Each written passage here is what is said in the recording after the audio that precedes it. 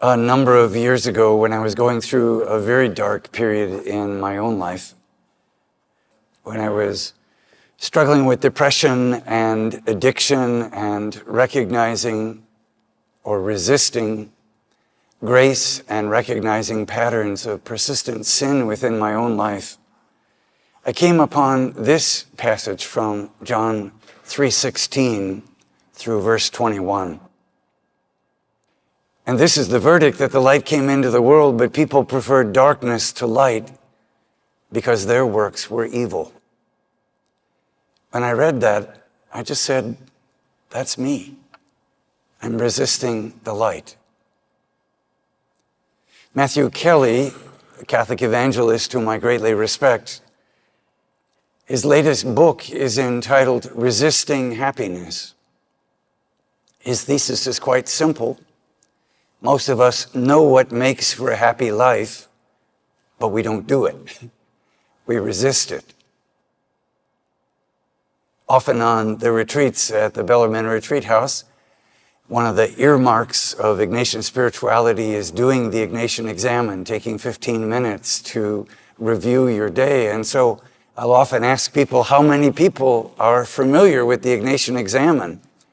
And maybe half to 2/3 of those will raise their hand. And I say, now, how many of you do that? Maybe a quarter or a third or worse will actually raise their hand.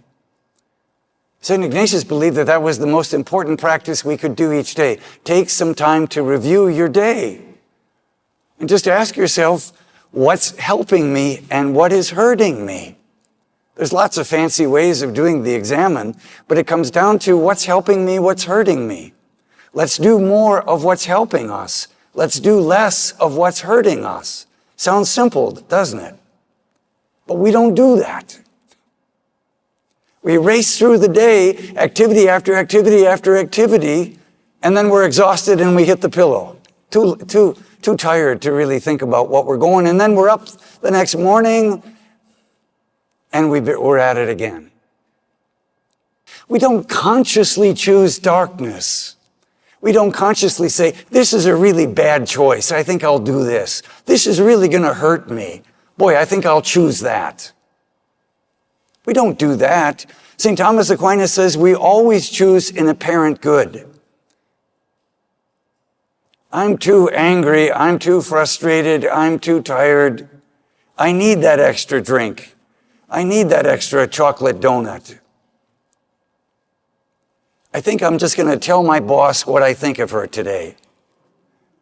You know, I'm sick of this behavior from my kids. I'm going to put it to my spouse. Whatever.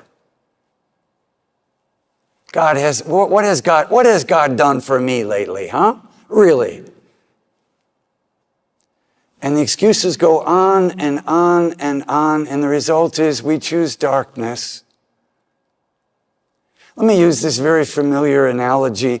When we're in a dark room and we come out into the light, what happens? We're blinded. Because it takes a while to adjust to the light. And we don't want to be temporarily blinded, and so we prefer moving throughout the darkness. God is forever for us. God is forever drawing us to himself. That's the heart of the good news message. We can trust that. And when we get knocked down and when we sin, the devil is whispering in our ears and saying, you screwed up. God doesn't like you. You're a hopeless, worthless bag of bones. Just get the heck out of here. I think we've all heard that voice. It's a voice harsh. It's a voice filled with condemnation. Brothers and sisters, that is not the voice of God. That is not the voice of Jesus. Jesus will never grab us by the hand and yank us, kicking and screaming, to the light. But if we reach out in the darkness and we say, Lord, I'm lost, help me, you can rest assured he will always be there. Amen.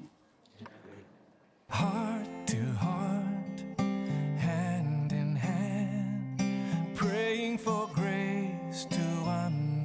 stand. Spirit of Jesus, open our hearts to live and to love the gospel